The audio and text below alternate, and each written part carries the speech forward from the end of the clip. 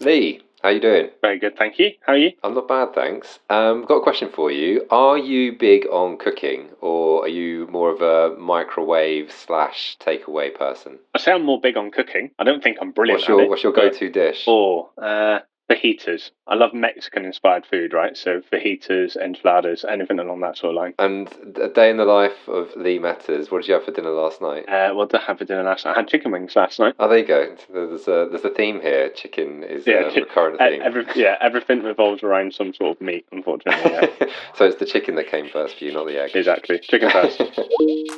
Welcome back to Awin-Win Marketing Podcast. I'm your host, Rob, and this is Lee, who is co-hosting with me today. So, Lee, why don't you give our listeners a proper introduction to yourself? Yeah, so I'm Lee Metters. I've been with the Awin business for coming up 11 years. My current role is head of our regional partnership development department, so overseeing the UK, the Benelux and the French region. But I guess my specialism within that team and kind of why I'm here today is I head up and kind of spearhead our retail media and brand partnership proposition. I've been doing that for probably the last 5 or 6 years. Started in the UK, but we've now expanded that out globally to all regions. Yeah, that's a space that's really developed a lot, I would say, in that duration. And I think that it seems to have really gotten a lot of traction with brands that are keen to understand a bit more about how they can tap into it through the affiliate industry, which is great, right, from your perspective? Exactly that. There's ample opportunity for the affiliate channel to try and bridge the gap between what we're doing within brand partnerships and the world that exists within retail media as well. Yeah. Now, I've got to ask you, this is your first time behind the mic as an interviewer. How did you find it? I really enjoyed it. I mean, I've joined you on the podcast before. Should I be worried?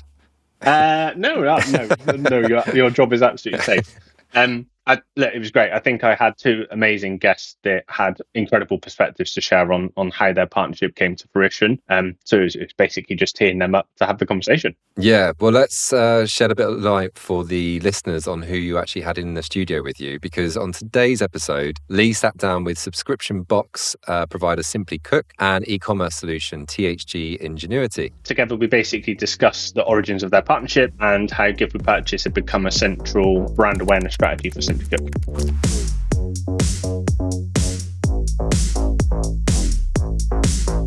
SimplyCook is a recipe box subscription like no other.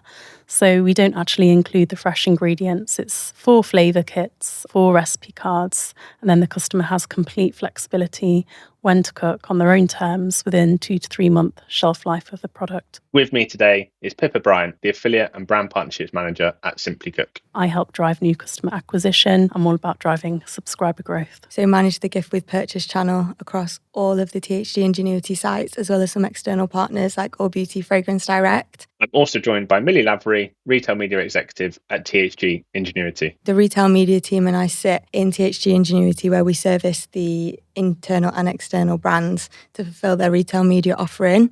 But THG Ingenuity as a whole is a global e-commerce solution supporting brands with our 3 main pillars, so THG Fulfill, e-commerce and studios. So where does affiliate marketing sit within your business, and I guess how does it impact your role? So affiliate marketing at SimplyCook sits in the growth team alongside other channels like Meta, Google. We also work alongside CRM. And I guess, Millie, for THG Ingenuity, slightly different because you probably operate more as a publisher.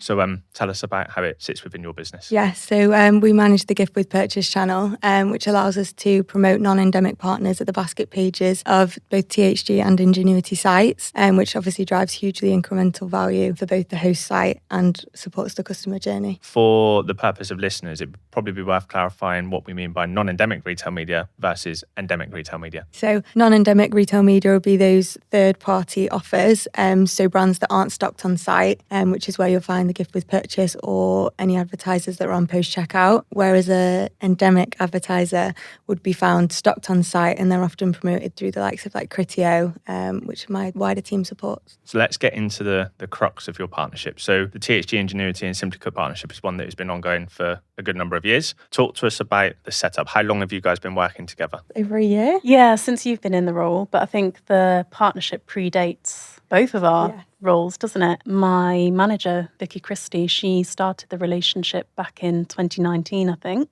At that time, we weren't working with THG Ingenuity via Awin, but eventually we kind of migrated it onto Awin in 2021 to facilitate tracking and payment. But yeah, we've been working together about a year now. We have monthly check-ins. We get really detailed on the performance, don't we, from both sides as well. Millie's able to provide the email stats, which we otherwise wouldn't have access to. So it's a very collaborative partnership. Talk to us about how you use the data that's provided then on those monthly calls to optimize future campaigns. Mainly the click-through rate. We want to optimize the content that sits within the email. We have an image, postcard image at the top, and some copy that we have full flexibility of, pretty much.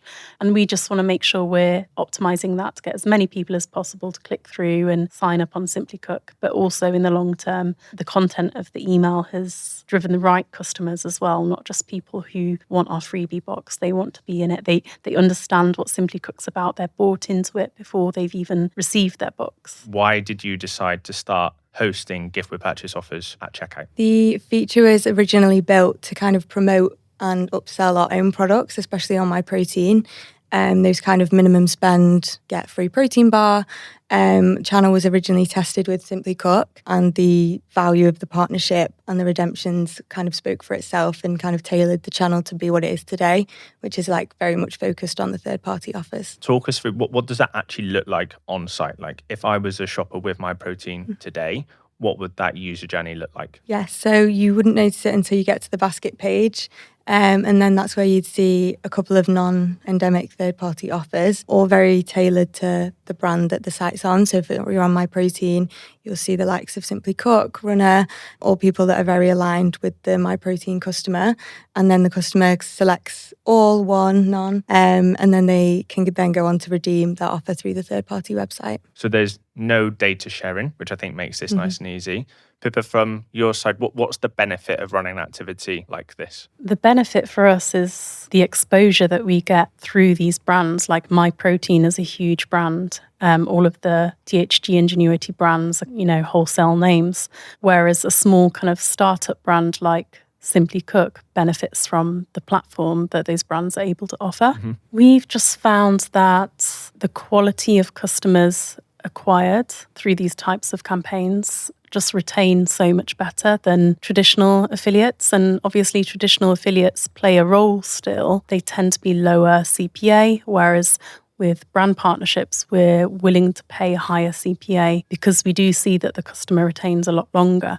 So it has changed our investment decisions over the years. You mentioned just now about the quality of customer that you typically get from brand partners. Can you bring that to life? Like, what does that mean? What does quality of customer look like? So the SimplyCook definition is 6-week activation. So after we've initially acquired the customer at the 6-week point, what percentage of those are still with us? And then we've started to look at it more long term as well, over 52 weeks. So what percentage of the customers we initially acquired are still with us after that time period? But the 6-week activation is our initial indicator as to how well the 52-week retention is going to look. Millie, I guess coming back to you, so what KPIs do you measure these partnerships against? Kind of the standard one would be redemptions, which obviously gives us a good idea of how many customers have obviously redeemed the offer.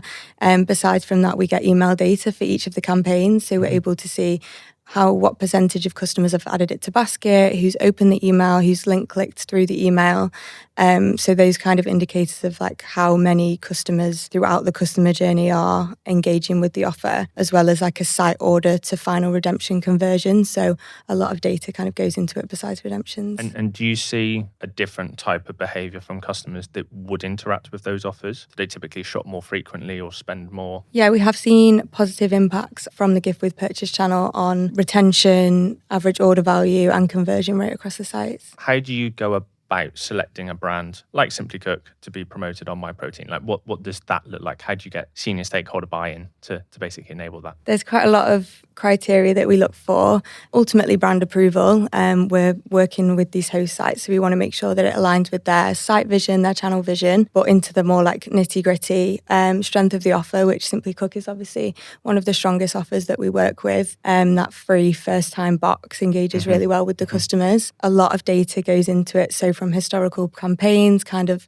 learnings, a lot of trial and errors gone over it in the past like few months. And then we'd probably go for a lot of data on the customer of the actual site itself. So we know that a MyProtein customer is aligned with SimplyCook because of the assumptions we can make about that customer, like a health conscious, price conscious customer. So all aligns quite well. And then Pippa, I guess same question to you, but coming at it from the other angle. How do you go about selecting the brand partners that you would want to work with? We definitely have a preference for brands like MyProtein, gyms. We partner with Ninja Kitchen as well. So where there's a natural brand affinity with wanting to cook more at home or eat slightly healthier, we found that from our own customers, a lot of them before SimplyCook were eating shop-bought pizzas, ready meals. So transitioning from that to SimplyCook is actually a much healthier option. So yeah, we do find that where there is a health conscious element to that brand profile, we really tend to gel really well, and the uptake is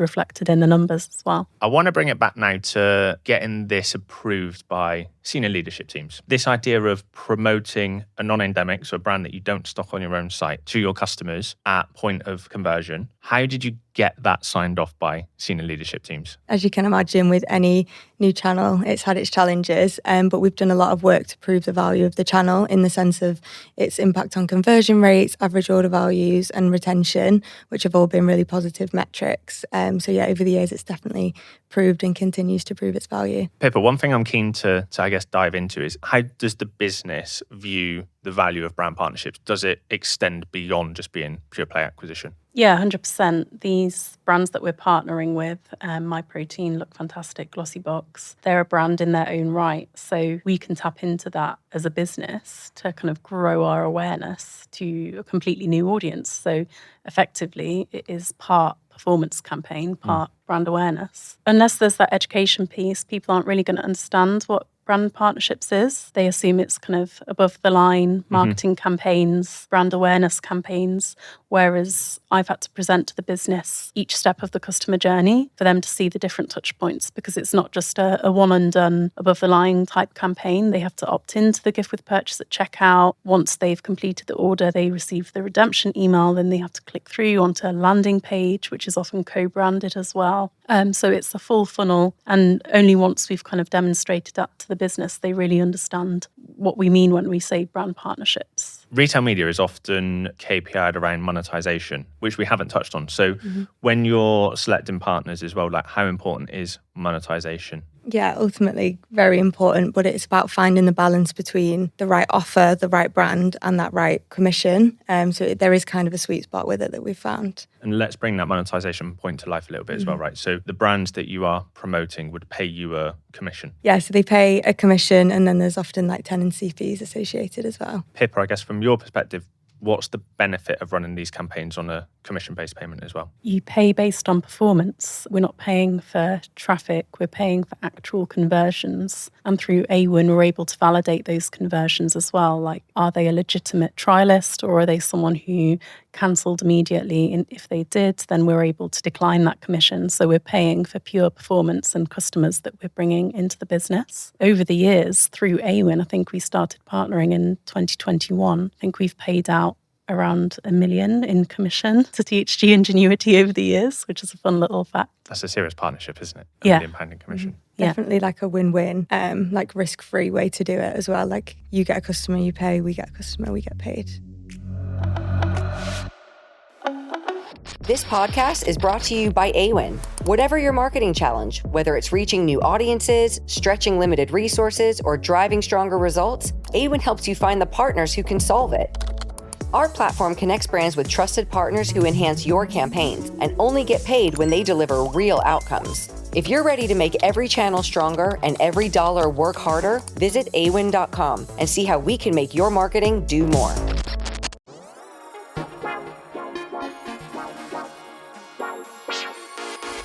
want to break away from your particular partnership for a second and just ask you about your broader experiences. Have there been any partnerships that have particularly surprised you, either for good or for bad, over the years? Yeah, so one that definitely surprised us and has kind of been used as a use case to drive those more exclusive and stronger offers was Nike, which was a really exciting name to work with, but they could only offer us 10% off, which is something you'll find on other affiliate networks. So ultimately drove no redemptions. So kind of just supports that use case of partners like SimplyCook, where they're able to offer such a deeper, more exclusive offer, and the numbers speak for themselves. That's sometimes one of my favorite things as well, right? Like we work with huge global enterprise brands, but we also work with some really small businesses. Rise Coffee being a good example. It's run by just Alice and Ben, the founders. We've partnered them with some huge brands like yourselves, and then they've gone and got some great exposure and been able to promote their products. So actually size of brand doesn't always matter, which I think is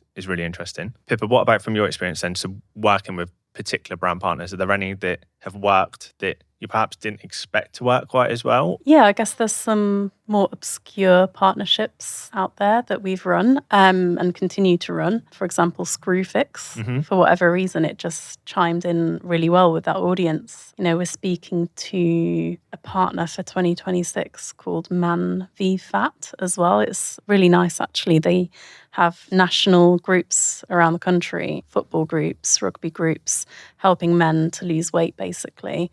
And we're looking to offer their community a reward. From what they were saying to us, a lot of their customers, a lot of their members are kind of men who are middle-aged. Maybe they've separated, they've gone through a few relationships, and they don't know how to cook. So SimplyCook just kind of fits into that niche, and maybe that's why it works so well for Screwfix as well. It's tapping into that same kind of demographic of people who are maybe looking to cook for the first time. They don't know where to start. Screwfix is interesting, like predominantly trade customers. Yeah, You wouldn't associate them with perhaps healthy recipe boxes, right? But there we go. So then, Millie, like the partnership that we're discussing a lot here is the My Protein original partnership, but how's that evolved since to other brands across the THG? So I think that original partnership was like the perfect use case to kind of pitch this proposition to hundreds of different brands, essentially. So now we run across all of the THG sites. So like Look Fantastic, Cook Beauty, Glossy Box, across 40 plus locales. So every month managing up to 150 campaigns, and now externalizing the product and working on some Ingenuity partners like All Beauty, Fragrance Direct. What differences have you seen from running this type of activity across different locations? Because presumably what resonates with customers in the UK could be very different to what resonates in the US. Yes, definitely. And in the sense of how advanced brand partnerships are in each of those locales, that definitely affects the uptake and what kind of offers resonate better. So very niche, but we've found that in the Netherlands, they require a much lower strength offer than the UK customer. Why do you think that is? Mostly advice from Awin, actually, and like local brand managers have been able to give those insights. So they don't need the freebies so much. No, I had a call with him and he was like, because brand partnerships aren't as advanced there and customers don't like expect it as much, they can take a percentage off and fly with it. Whereas in the UK, we put a percentage off and it doesn't resonate with anybody. UK people want freebies. Do you think that's in some respect, though, because brand partnerships as a proposition in gift with purchase probably as a proposition in this format where you're showcasing non-endemic ads has probably been established in the UK now for about 5 years, and we're probably slightly further along the evolutionary curve. Yes, definitely. And I think people are used to seeing those offers, so they need to see something that really bites them and they need to see something that has that value. How has the partnership between THG Ingenuity and SimplyCook evolved since you started that very first campaign with My Protein all those years ago? We've seen huge volumes come through, like nearly 100,000 customers over the lifetime of the partnership. But obviously over the years, it's become more and more competitive. However, we are uniquely positioned in the recipe box market in that we're able to offer a free box. The customer just pays less than £2 postage. So we are very uniquely positioned. And I think the gift with purchase mechanism just lends itself very well to that offer. So we've been able to, stay strong basically and continue to see the new customer numbers roll in. It might not be at that initial boom that we initially saw. However, the quality of the customers has stayed true and we continue to see really high customer acquisition quality. So we sit here now, beginning of 2026. What is next for the two of you in your partnership? for the remainder of this year? More retail brands.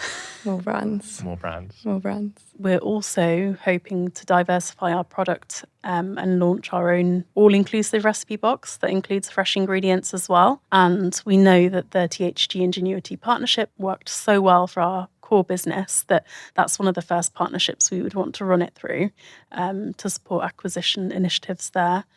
But probably also the brand awareness piece that we spoke about earlier. Yeah. Right? Totally, yeah, because there is no brand awareness. We're seeing this as a brand awareness opportunity. We're not looking at kind of above the line marketing campaigns. So this will be our kind of first step out into the world. But also 2026 brings new challenges in the terms of DMCCA compliance. Subscription businesses like ours are going to have to be more upfront about the fact that we are a subscription, what the postage costs are and the ongoing costs, however frequently our customers choose to receive their boxes, whether it's weekly, fortnightly, monthly. We still need to kind of showcase that up front, which might make it a bit challenging with the gift with purchase placement, where it's like predominantly just been about freebies, like free SimplyCook box.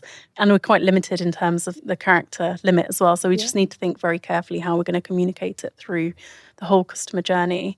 And we do expect it will impact uptake and conversion.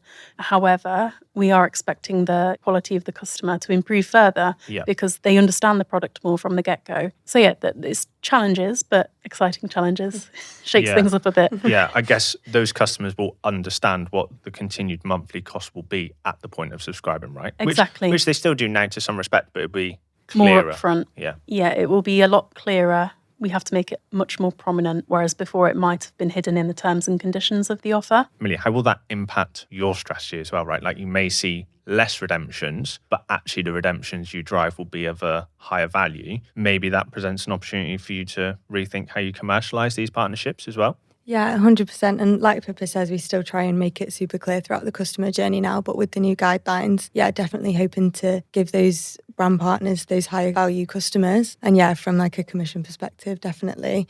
That point also kind of leans into like how SimplyCook, then that use case has supported outreach. Like we can go to these subscription services and kind of request a higher offer, a more exclusive offer, because we've got the use case that our customers are that higher quality and will remain with the business rather than that, use and abuse, cancel. Yeah. So I want to touch on AI. We work with a number of brand partners. A lot of them are now using AI to display relevant offers to customers based on the contents of their basket. But I think through our channel, so affiliate and partnerships, we will face a number of challenges with AI over the coming years. What I think is particularly interesting about brand partnerships is we circumnavigate that because we're not reliant on AI, live language models, making referrals. The referral actually comes right at the point of transaction and you're keeping the customer within that shopping moment. Do you have any thoughts on how brand partnerships, I think, will help to navigate against the AI revolution? You're right. You can't kind of replace, whether you're searching for a product and you're directed via ChatGPT or Gemini or whatever, ultimately you do land on the retailer's website. You have to transact on the retailer's website. So I guess brands will need to think more about, okay, I'm not able to kind of communicate the brand story via the traditional publishers as much anymore. How can I do that through brand partnerships? And I think it will become increasingly important to kind of weave the brand awareness and upper funnel content into these kind of gift with purchase campaigns. I think that will help because people aren't, they're not searching on Google anymore. They're not looking at reviews on The Independent or however. We are aware that those kind of feed into the LLM algorithms still. So we are working with partners like LinkMe to get kind of more PR exposure out there. But it's all bearing in mind AI and how that's kind of changing people's shopping behaviour. I think what's particularly interesting is brand discovery, right? So a lot of consumers are now using AI models to discover new brands, but a lot of what we've spoken about today is actually how you're promoting brands on your checkouts that are allowing customers to discover those brands. So I think that's a nice way of almost like closing that gap as well, right? Yeah, definitely. And like you say, with them still checking out on the basket pages at say Look Fantastic, My Protein, just offer more opportunity to kind of drive in on those exclusive offers for their customers. One of your focuses for the year ahead is to roll out across more retailers and more brands. How are you going to be doing that? Yeah, so we're going to be continuing to externalise the gift with purchase proposition. So like we say, we run it across 40 plus sites month in, month out with over 5 years of experience. So yeah, really excited to roll it out into into 2026 with more partners. We've got 80 plus brand partnerships that will lean really well into a whole host of different sectors. So yeah, really exciting opportunity. For any brands that are listening to this recording, what are you looking for in terms of an advertiser offer to promote to your audience? Definitely strengthen exclusivity. Give people something that they feel like they've not seen elsewhere. They've not seen it on uni days. They've not seen it on student beans. Like, it's exclusive and it feels like a real value add and a reward for the customer for shopping on site. What's one thing that you've learned from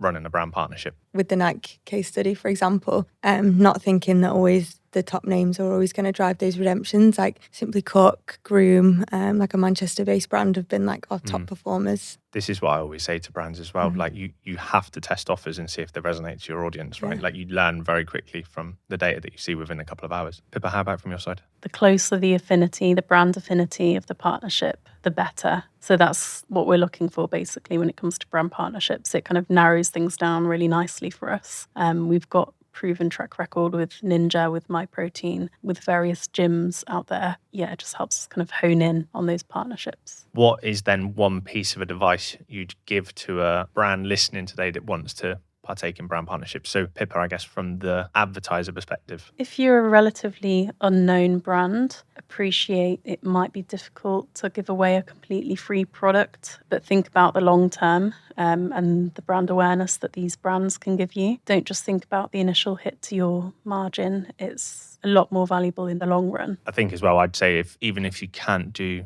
freebies, they lend itself to gift with purchase. There are other promotional types. So we work with banks, mobile networks that have reward programs. That's a great way for retailers that perhaps have to rely on a 10%, 20% discount to start working with other partners. And I guess if a brand's listening that potentially wants to become a brand partner, what would the advice be to them? Obviously, the incremental value. I mean, we've spoken about that £1 million payout. It's hugely beneficial to the brands, but as well as that, the benefits on conversion, average order value and customer retention. We've done a lot of work to kind of pull that data to prove its value. So yeah, I think there's a lot of value to being a brand partner. And you've had a lot of positive customer sentiment as well, right, to the freebie offers that you provide? Yeah, definitely. We get a lot of positive customer feedback. They really feel like the offers are a reward for shopping at Look Fantastic or MyProtein and a real value add to their customer journey. Thanks for listening to this week's episode of Awin-Win Marketing Podcast. And if you want to learn more about gift with purchase, check out our episode featuring Wild and Tyviso's partnership. That's all the way back on episode 7 of season 1. And if you haven't already, go ahead and subscribe. And while you're at it, why not give the podcast a 5-star review? We'll be back in a couple of weeks' time with the Daily Deals advertiser Voucher and their app tracking partner Button. Until next time, thanks for listening to Awin-Win Marketing Podcast, where we show you how affiliate marketing always offers a win-win. Goodbye. That's episode 7, blooper reel. Can I also do the middle line again, where I say 5 stars, please? Because that's it felt so wanky when I said it. This sound like you were begging, because that's what we are doing. Yeah.